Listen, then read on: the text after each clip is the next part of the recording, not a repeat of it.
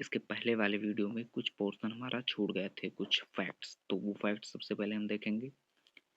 तो जो हमारी फर्स्ट कैबिनेट बनी थी, जब पहली बार चुनाव हुआ, चुनाव होने के बाद जो हमारी फर्स्ट कैबिनेट मिनिस्टर बनी थी, उसमें कौन कौन से इम्पोर्टेंट जो मिनिस्ट्री का पद था वो कौन कौन हेल्ड कर रहे थे, तो वो हमको देखना है।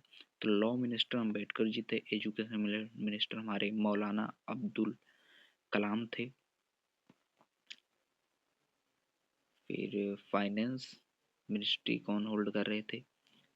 सनमुखम शेट्टी। हेल्थ राजकुमार अमृत कौर, ओनली वुमेन थी ये। और labour Jagjivan Ram. Important female of constitution, constituent assembly में जो हमारी इम्पोर्टेंट फीमेल्स थी उनको हम देख लेते हैं। कुल मिलाकर के आप ये बताओ कि कितनी फीमेल मेंबर्स ने साइन किया था। तो सुचेता कृपलानी जो कि फर्स्ट फीमेल चीफ मिनिस्टर बनती हैं यूपी की। सरोजिनी नायडू जी यूपी की फर्स्ट गवर्नर बनती हैं।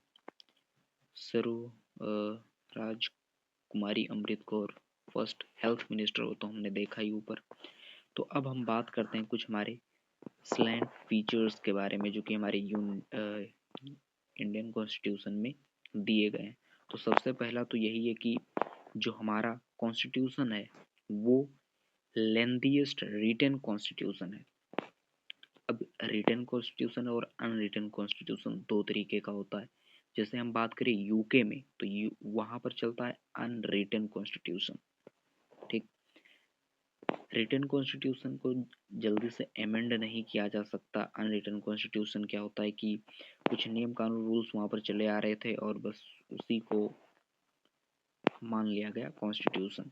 बट यहाँ पर ऐसा नहीं है, बाकायदा इसके लिए कॉन्स्टिट्यूंट असेंबली बैठी, जैसे हमने प्रीवियस लेक्चर में देखा, और एक नियम कानून कायदे के तहत हमारा कॉन्स्टिट्यूशन बना है।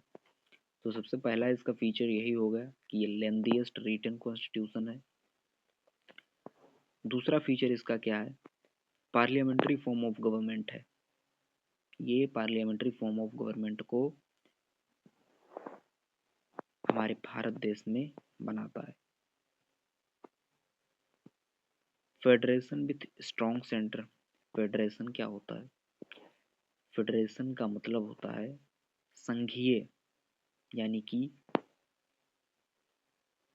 मोर than one level of government जब एग्जिस्ट करता है तो उसको फेडरेशन बोला जाता है। फेडरेशन हमारे यहाँ पर है तो वो सेंटर की तरफ टिल्टेड है, यानी आप समझ सकते हो जो उसका फेडरेशन है, लेकिन किसकी तरफ इंक्लिनेशन है? सेंटर की तरफ। और ये फेडरेशन विद स्ट्रॉन्ग सेंटर, इसको कनाडा से लिया गया है। अब बात करते लेते हैं ओरिजिनली जो हमारा कॉन्स्टिट्यूशन था उसमें 395 अनुच्छेद, 22 भाग और 8 अनुसूचियां थी। और अभी 25 पार्ट हो चुके हैं और 4 और शेड्यूल्स ऐड किए गए। शेड्यूल की संख्या हो चुकी है 12। और जो ये 4 नए पार्ट्स ऐड किए गए और जो हमारा 7th नंबर का जो चैप्टर था उसको डिलीट कर दिया गया 7th कॉन्स्टिट्यूशन अमेंडमेंट 1956 के द्वारा। तो नए पार्ट कौन कौन ऐड किए गए? चैप्टर नंबर 4 का ए, 9 का ए, 9 का बी और 14 का ए। 42वां संविधान संशोधन द्वारा 4A को ऐड किया गया। 274वां संविधान संशोधन द्वारा 9B को 97th कॉन्स्टिट्यूशन अमेंडमेंट के द्वारा और 14 के ए को 42वें संविधान संशोधन के द्वारा।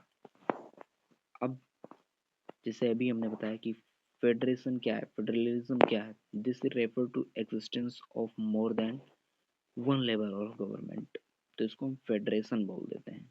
ठीक। तो हमारे यहाँ पर 3 टीयर ऑफ गवर्नमेंट एग्जिस्ट करती है। 3 tier of government exist in India.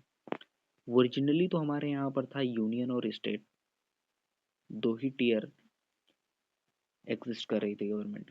लेकिन अब पहला यूनियन, सेकंड है दूसरा स्टेट, और 3 लेवल की गवर्नमेंट हमारे यहाँ पर एग्जिस्ट करती है। अब ये कुछ फीचर्स हैं जो कि एग्जाम्स में पूछ लिए जाते हैं। फेडरल फीचर और यूनिटरी फीचर। फेडरल फीचर का मतलब क्या और यूनिटरी फीचर का मतलब क्या? यूनिटरी फीचर जो कि सेंटर को ज़्यादा पावर देगा, और फेडरल फीचर जो कि स्टेट को भी पावर देगा, वो फेडरल फीचर होगा। यूनिटरी फीचर मतलब वो सेंटर को ज़्यादा मजबूत करेगा, तो उसको जहाँ पर मतलब केंद्र को ज़्यादा शक्तियाँ जिन विषयों में हो उपलब्ध, उनको यूनिटरी फीचर के अंडर में रखा जाएगा। तो जैसे हमारा सिंगल कॉन्स्टिट्यूशन है, अब सिंगल कॉन्स्टिट्यूशन है वो एक यूनिटरी फीचर होगा। क्यों? क्योंकि इसका विपरीत क्या हो सकता था कि स्टेट का भी अपना कॉन्स्टिट्यूशन होता, तो वो फेडरल फीचर में आ जाता। पर सिंगल कॉन्स्टिट्यूशन यूनिटरी फीचर है। सिंगल सिटीजनशिप, हमारे यहाँ पर सिंगल सिटीजनशिप चलती है, तो सिंगल सिटीजनशिप एक यूनिटरी फीचर है। क्यों? क्योंकि इसका उल्टा हो सकता था, डुअल सिटीजनशिप होती, स्टेट का भी सिटीजनशिप होता, तो फेडरल फीचर में आता। इंटीग्रेटेड जुडिशरी, इसको यूनिटरी फीचर में रखा जाएगा। फिर बात करें all India services unitary feature, emergency के जो प्रोविजंस हैं उसमें जो हमारा सेंटर है उसको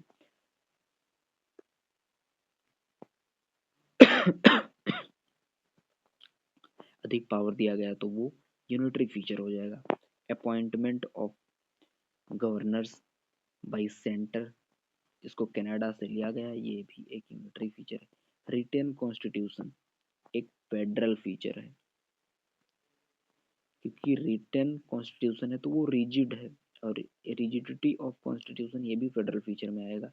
क्योंकि वो रिजिड है ना, तो वो इसलिए स्टेट को भी पावर दे पाता है। अगर वो रिजिड ना होता तो उसमें अमेंडमेंट करके यूनियन केवल अपने पास पूरा पावर रखती, जो सेंटर है वो अपने पास पूरा पावर रखता। इंडिपेंडेंस ऑफ जुडिशरी, जुडिशरी भी हमारी इंडिपेंडेंस है, तो स्टेट को भी उतनी ही वरीयता देगी, तो इसको फेडरल फीचर में रखा जाएगा। बाई कैमरल लेजिस्लेटिव, द्विसदनीय विधानमंडल फेडरल फीचर है, स्टेट को भी हक दे रहा है उसका। Dual government federal feature.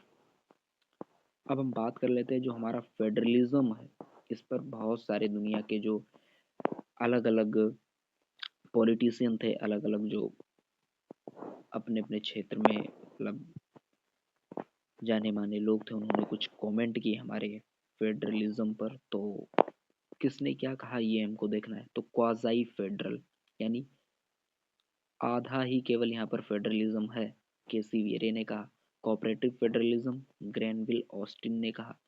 Bargaining federalism, Morris जोरिस ने कहा, मॉरिस जोन्स।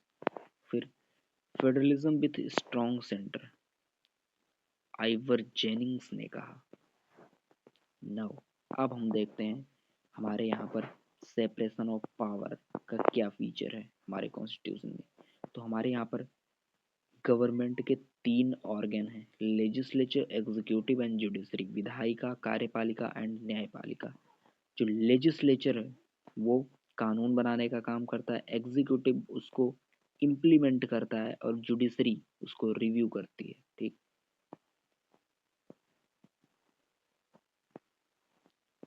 अब हम बात करते हैं जो हमारा कॉन्स्टिट्यूशंस ऑफ इंडियन कॉन्स्टिट्यूशन, ये तो बोला जाता है फंडामेंटल राइट को। सेक्युलर सेक्युलरिज्म क्या होता है?